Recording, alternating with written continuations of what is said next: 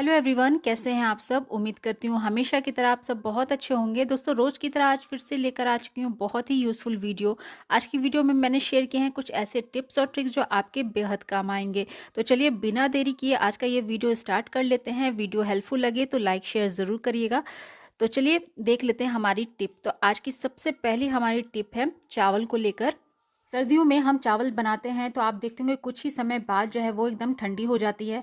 और ठंडी होने के साथ साथ कुकर में अगर हम बनाते हैं ना तो वो कड़ी भी हो जाती है, जिसके बाद उसको फिर कोई खाना पसंद नहीं करता है। और उसको फिर हम अगर हम गर्म करने जाएँ तो फिर वो तले पे चिपकता भी है। तो इसको हम कैसे गर्म करें, तो बहुत ही छोटी सी टिप है जिसको यूज़ करके आप इसको बहुत ही अच्छे से गर्म कर सकते हैं। पहले तो आपको करना क्या है, जो चावल है ना तो उसको अच्छे से अलग अलग कर दीजिए। इस तरीके से किसी बर्तन की मदद से उसको अलग अलग कर दीजिए। उसके बाद आपको थोड़ा सा पानी लेना है और उसकी छींटे कुकर के अंदर इस तरीके से मार देनी है। उसके बाद आप ढक्कन लगाइए, गैस पे चढ़ाइए। 5 मिनट के लिए आप सिम आंच पर इसको रहने दीजिए। जब 5 मिनट हो जाए सिम आंच पर, ये ध्यान रखिएगा। उसके बाद आप इसको उतार लीजिए और ढक्कन खोल के देखिए। बहुत ही अच्छे से जो चावल है ना वो आपके गर्म हो जाएंगे। कितनी अच्छी सी स्टीम आएगी आप खुद देख सकते हैं। इसके बाद आपको लगेगा ही नहीं कि ये जो चावल है ना आपने गर्म किया है। बिल्कुल लगेगा कि आपने जस्ट अभी इसको बनाया है। और छोटी सी टिप को यूज़ करके जो हमारे ये जो चावल है ना उनको हम बहुत ही अच्छे से गर्म कर सकते हैं। और ये बिल्कुल भी तले पर चिपकता भी नहीं है। तो आई होप ये वाला टिप आपको ज़रूर यूज़फुल लगा होगा। तो बढ़ते हैं अगले टिप की तरफ। जब भी हम कैंडल जलाते हैं तो उसके आसपास का एरिया आप देखते होंगे वैक्स जो होता है ना टपक के इस तरीके से जम जाता है। तो इसको हम कैसे हटाएं, तो इसको तो हम प्रेस से भी हटा सकते हैं, लेकिन हम प्रेस को कहाँ कहाँ लेकर घूमेंगे। अभी कुछ दिन पहले हम सब ने कैंडल्स को जलाया है और बहुत सारी जगहों पर इस तरीके का हो गया होगा जहाँ पर आपने कैंडल जलाया होगा और वैक्स जो है वहाँ पर जमा होगा इस तरीके से। तो अब इसको हम कैसे हटाएं, तो आपको यहाँ पर लेना है बहुत ही ज़्यादा गर्म पानी। और गर्म पानी आप लीजिए और जहाँ जहाँ वैक्स इस तरीके से जमा हुआ है वहाँ पर आप गिराइए। तो आप देखिएगा बहुत ही आसानी से बिना कुछ मेहनत किए जो इसका जो वैक्स है ना वो निकलता चला जाएगा। ठंड के मौसम में तो फिर भी आसानी से थोड़ा निकल जाता है, लेकिन दिक्कत कब आती है, जब ये गर्मी के टाइम में इस तरीके की सिचुएशन आए। उस टाइम इस वैक्स को निकालना बहुत ही ज़्यादा मुश्किल होता है। तो आप इस टिप को फॉलो करिएगा और अगर वैक्स कहीं पर गिर जाता है और इस तरीके से जमा हो जाता है तो आसानी से उसको आप निकाल लीजिएगा। तो आई होप ये वाला टिप भी आपको ज़रूर काम आएगा। तो दोस्तों, वीडियो पसंद आ रहा है तो प्लीज़ वीडियो को एक लाइक ज़रूर करिएगा। देखते हैं अगली टिप कौन सी है। चश्मे हम सब लगाते हैं, हर घर में कोई ना कोई मेंबर ज़रूर चश्मा लगाता है। आजकल इतना ज़्यादा स्क्रीन वर्क है, इतना ज़्यादा हम फ़ोन लेकर बैठते हैं कि जो है ना चश्मा सबको लग ही जाता है। तो इसको क्लीन करने के लिए भी बहुत सारे आइडियाज़ हैं। तो उनमें से आज एक आपको बता रही हूँ। आपको यहाँ पर लेना है टिश्यू पेपर और आपको यूज़ करना है शैम्पू का। तो बहुत ही कम मात्रा में आपको शैम्पू लेना है। थोड़ा सा आप इस तरीके से शैम्पू ले लीजिए और टिश्यू पेपर को इस तरीके से जेंटली हैंड से आप लेंस पर इस तरीके से रब करिए। तो जो शैम्पू से जो इस लेंस होता है ना बहुत ही अच्छे से साफ़ हो जाता है और इसका जो विज़न है ना बहुत ज़्यादा क्लियर हो जाता है। तो एक बार इसको ज़रूर ट्राई करके देखिएगा। आई होप ये वाला टिप भी यूज़फुल लगा होगा।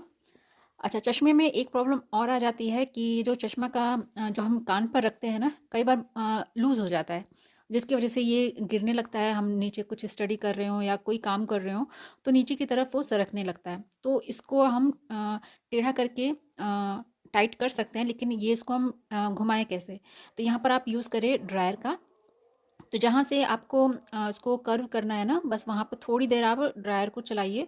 तो जो इसका है ना बहुत ही ज़्यादा सॉफ्ट हो जाएगा प्लास्टिक। उसके बाद आप हल्का सा प्रेशर देकर इसको घुमाइएगा तो ये बहुत ही अच्छे से घूम जाएगा। तो अपने हिसाब से आपको जितना उसको घुमाना है और आपको जितना टाइट रखना है उस तरीके से घुमाकर उसको फिक्स कर सकते हैं। तो ये छोटी सी टिप को यूज़ करके आप अपना चश्मे को भी ठीक कर सकते हैं। उम्मीद करती हूँ ये वाला टिप भी आपको ज़रूर यूज़फुल लगा होगा। देख लेते हैं अगली टिप कौन सी है। इस तरह के कंटेनर्स जो हम लोग लेकर आते हैं, दही वगैरह या जैम वगैरह रहता है तो इसको हम लोग रीयूज़ कर लेते हैं। कभी मसाले रख देते हैं, कभी गार्लिक का पेस्ट रख देते हैं, लेकिन जब वो ख़त्म होता है उसको हम लोग अच्छे से वॉश कर लेते हैं, लेकिन फिर भी जो है उसके अंदर उसकी स्मेल रह ही जाती है। तो कुछ और रखना हम चाहते हैं तो लगता है कि उसकी स्मेल कहीं उसमें ना चली जाए। तो अगर आपके साथ ये दिक्कत होती है तो आप यहाँ पर थोड़े से लौंग ले लीजिए। जिस कंटेनर में आप उसको रखना चाहते हैं उस कंटेनर में इस तरीके से 7-8 लौंग रख दीजिए। उसके बाद आधे घंटे के लिए लिड लगाकर उसको आप रख दीजिए। आधे घंटे के बाद आप उसका लिड खोलिए, लौंग हटा लीजिए। ऐसा नहीं है कि ये जो लौंग है उसकी जो हमने कंटेनर में रखा है तो कंटेनर की स्मेल लौंग में चली जाएगी, नहीं। आप लौंग को फिर से रीयूज़ कर सकते हैं अपने खाने में। तो इस तरीके से जो आपके कंटेनर्स होंगे ना जिसमें आपको लग रहा है कि स्मेल आ रही है, तो आप इस तरीके से उसकी स्मेल को ख़त्म कर सकते हैं। यही काम हम जैसे कांच के जो बर्नी वगैरह होता है ना, तो उसमें भी कर सकते हैं, जिसमें हम कुछ अचार वगैरह कभी कभी रख देते हैं और धोने के बाद उसकी स्मेल नहीं जाती रहती है, तो आप लौंग उसमें भी रख दीजिए, तो जो उसकी स्मेल है ना अच्छे से ख़त्म हो जाती है। तो बढ़ते हैं अगले टिप की तरफ। साबुन का यूज़ अक्सर हम लोग नहाने में करते हैं, पर आज इसका बहुत ही अच्छा सा इस्तेमाल आपको बताने वाली हूँ। तो आपको यहाँ पर उसके लिए लेना है कुछ लौंग, 8-10 लौंग ले लीजिए। उसके बाद आपको क्या करना है, साबुन में हमें इनको इंसर्ट करना है। तो कुछ इस तरीके से आपको क्या करना है, इंसर्ट अंदर कर दीजिए, जितना आ सके उस पे आप इसको इस तरीके से लगा दीजिए। तो अब इसको हम लोग यूज़ कहाँ कहाँ करने वाले हैं। अभी जैसे सर्दियों के टाइम है तो बहुत सारे ऐसे कपड़े हम लोग निकाल के वार्डरोब में रखे हुए हैं, जिसमें से कभी कभार स्मेल आने लग जाती है कपड़ों में से, वार्डरोब में से। तो ये जो हमने साबुन और लौंग का जो बनाया है ना, आप उन अलमारियों में रखिए जहाँ पर आपने कपड़े रखे हुए हैं। यकीन मानिए बहुत ही अच्छी सी एक खुशबू आएगी, और कपड़ों में से कभी अगर सिमसिमी सी स्मेल आती है, क्योंकि सर्दियों के टाइम में वार्डरोब में से इस तरीके की स्मेल आने लग जाती है, तो उन स्मेल को ये रिमूव करेगा बहुत ही अच्छे से। जो कपड़े हैं ना वो खुशबूदार भी बनेंगे।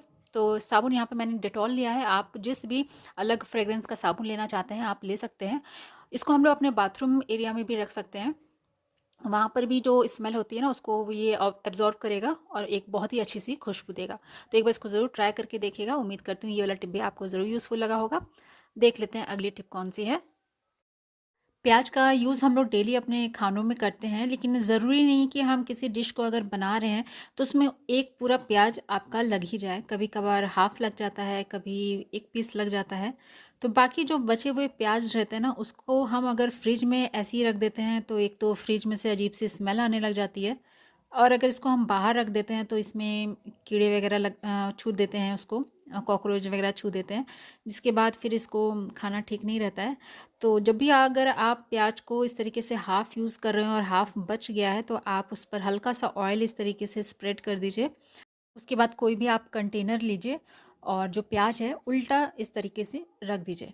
उसके बाद आप इसका लिड लगाकर, आप चाहे तो फ्रिज में अगर रखना चाहे तो फ्रिज में रखिए, या फिर अगर आप बाहर रखना चाहते हैं तो बाहर रखिए। बिल्कुल भी जो है इस पर कीड़े वगैरह नहीं लगेंगे, और जो इसकी स्मेल है वो भी फ्रिज में नहीं जाएगी, और जो प्याज जो ऊपर की लेयर ख़राब हो जाती है ना, सूख जाती है, पीली हो जाती है, वो वाली दिक्कत भी आपकी यहाँ पर नहीं होगी। तो आई होप ये वाला टिप भी आपको ज़रूर यूज़फुल लगा होगा। बढ़ते हैं अगले टिप की तरफ।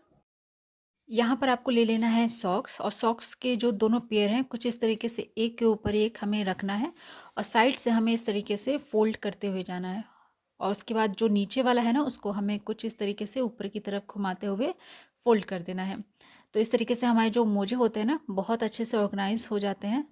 सेम आपको इसी तरीके से एक और करके दिखाती हूँ। बस इस तरीके से दोनों पैर को एक ऊपर एक रखते हुए साइड से फोल्ड करके, और नीचे वाला जो है वो ऊपर की तरफ इस तरीके से घुमा देना है। तो इस तरीके से अगर हम अपने मोजे को फोल्ड करके ऑर्गेनाइज़ करके रखते हैं ना, तो बहुत ही अच्छे से ये ऑर्गेनाइज़ भी रहते हैं। कम जगह में आपके ढेर सारे जो हैं सॉक्स आ भी जाते हैं, और इसके जो पेयर्स हैं ना वो घूमते नहीं हैं। तो इस तरीके से आप अपने सॉक्स को ऑर्गेनाइज़ करके रखिएगा। मैंने कई बार सॉक्स को ऑर्गेनाइज़ करने का, फोल्डिंग का कई सारे टिप्स शेयर किए अपने चैनल पे। तो आई होप ये वाला टिप भी आपको ज़रूर यूज़फुल लगेगा। दोस्तों अगर आपको मेरे चैनल के टिप्स और ट्रिक्स यूज़फुल लगते हैं तो प्लीज़ वीडियो को एक लाइक ज़रूर किया करिए। अगर आप चैनल पे मेरे पहली बार आए हैं तो प्लीज़ चैनल को भी सब्सक्राइब कर दीजिएगा। मैं अपने चैनल पे ऐसी ही यूज़फुल वीडियोज़ लेकर आती रहती हूँ। तो चलिए मिलती हूँ कल फिर एक नए वीडियो के साथ, कुछ नए टिप्स और ट्रिक के साथ। तब तक के लिए अपना ख्याल रखिएगा। Good bye.